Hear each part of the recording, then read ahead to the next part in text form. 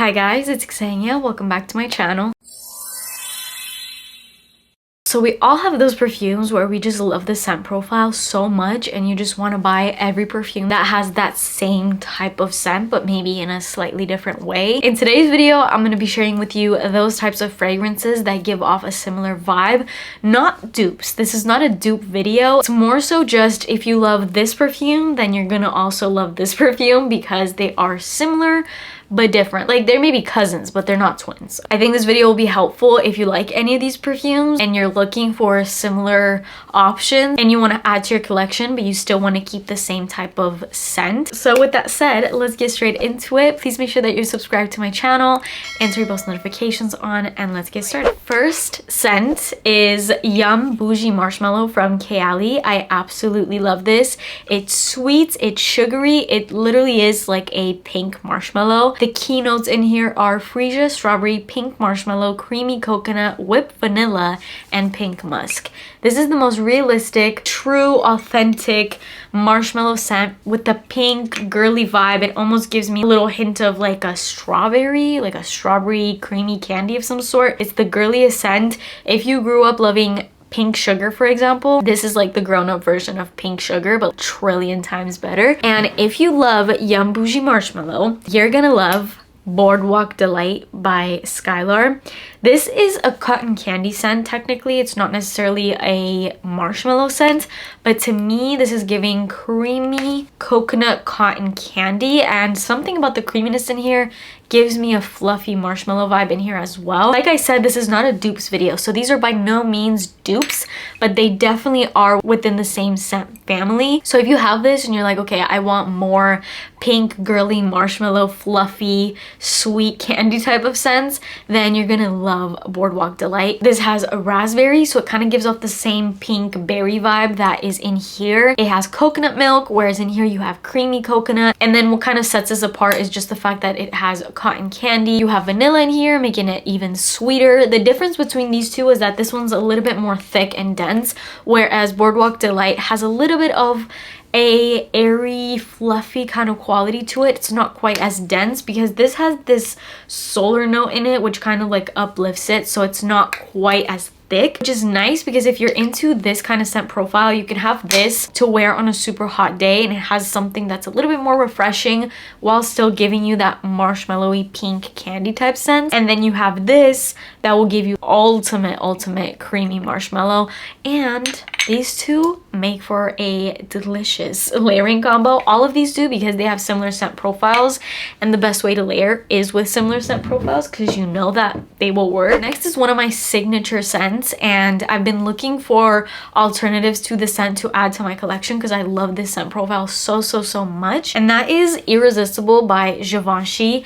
This is one of my most complimented scents ever. It's such a crowd pleaser while also being unique. This is a sweet, juicy pear, but it has rose, it has iris. It's mature, but it's flirty and it's sexy. It's not too serious. It's a little bit woodsy in the base, but definitely the star of the show in here is that juicy pear. It is addicting. It's so freaking good. And if you also love Givenchy's Irresistible, you would love Round Rose by Maresque. This is a gorgeous perfume, not just in scent, which it is, but also look at the freaking juice in here. It has this beautiful glitter.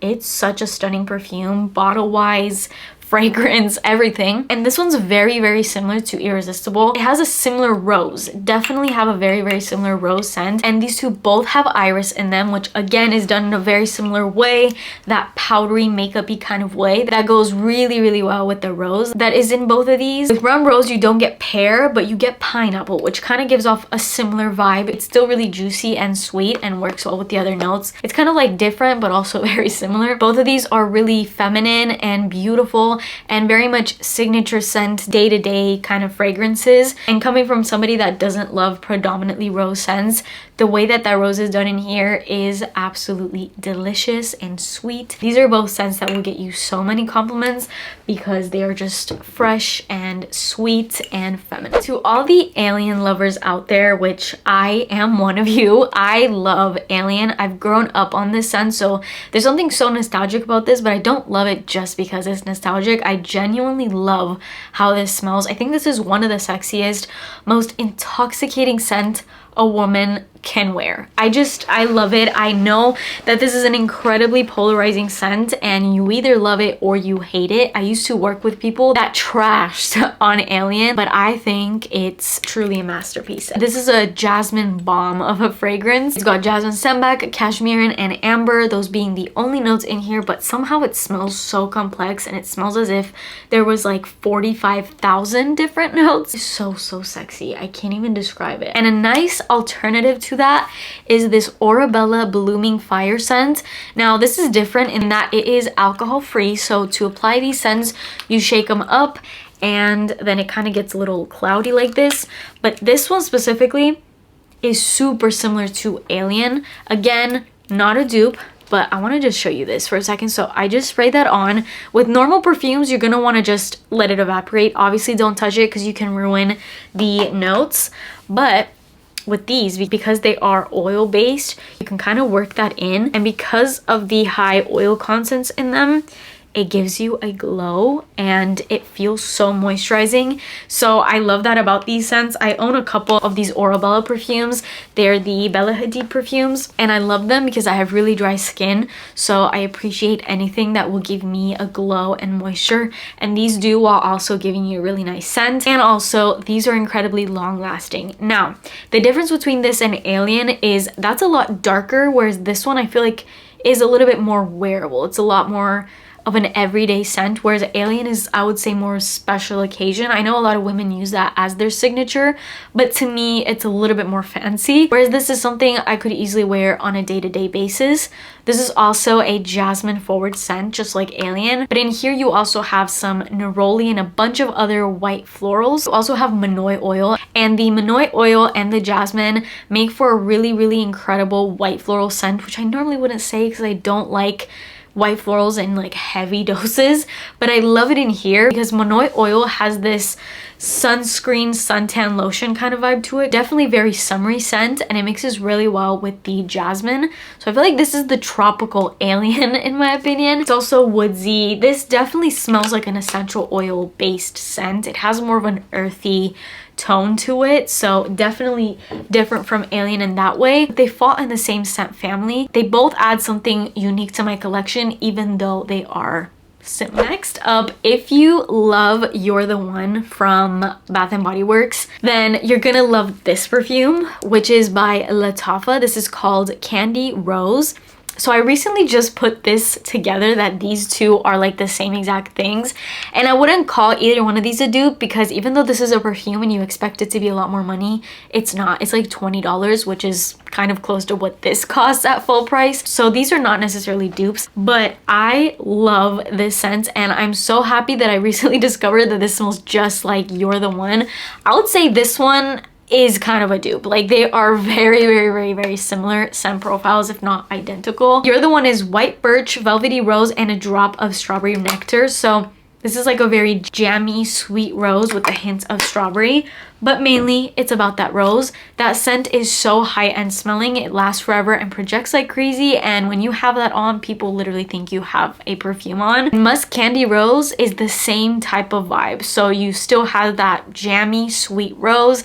It reminds me of a Turkish delight. There's rose milk in the notes in here, so very creamy rose. This is a little bit tad bit fresher, especially in the opening, whereas with this one's a little bit jammier and sweeter. But these are gorgeous scents and I love them. Again, coming from somebody that doesn't love, you know, that specific mature dated kind of rose scent, that is not that at all. So yeah, I love both of those. They give me similar vibes and I love layering it. And then the last two perfumes that give off a very similar vibe, and I actually prefer the scent that I have. I don't have the alternative, and that is Givenchy L'Interdit Rouge.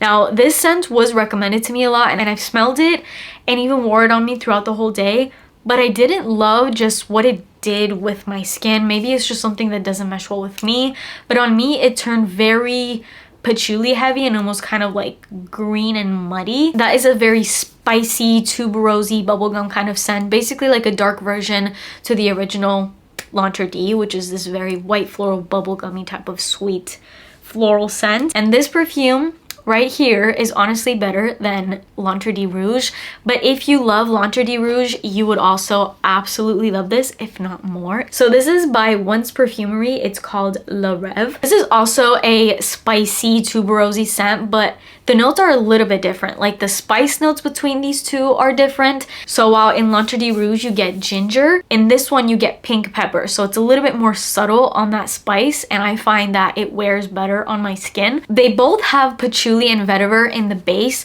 but while L'Entre de Rouge has sandalwood added to it in the base, this does not. So I find that that also kind of like alleviates the strong muddiness and just like too patchouli heavy kind of scent that comes off on my skin. And I find that the florals in here are also a little bit lighter. So you have orange blossom, tuberose, and jasmine sambac, whereas in L'Entre de Rouge you have jasmine and tuberose also, but you also have this pimento leaf, which again doesn't sit well with me. It comes off a little too green, too strong, doesn't mix well with the patchouli. So yeah, this is a alternative where I feel like the alternative is a million times better, but very similar vibe. You still get that bubblegummy tuberose in a very sexy, dark, mysterious way. It's a really seductive scent, so I absolutely love Le Rêve. And that is it for all of my similar scent profile perfumes. I love all of these. I love that I can have multiple types of the same sort of scent, but also different, because even though I want perfumes within similar scent profiles, I don't want to feel like I'm just wasting money on the same perfume over and over again. I want a little bit of diversity there, and I feel like you can get that with all of these scents. So that is it for me today. Let me know your thoughts on this video. Let me know if it was helpful. Please subscribe to my channel if you haven't already, and turn post notifications on, and I will see you in my next video. Bye.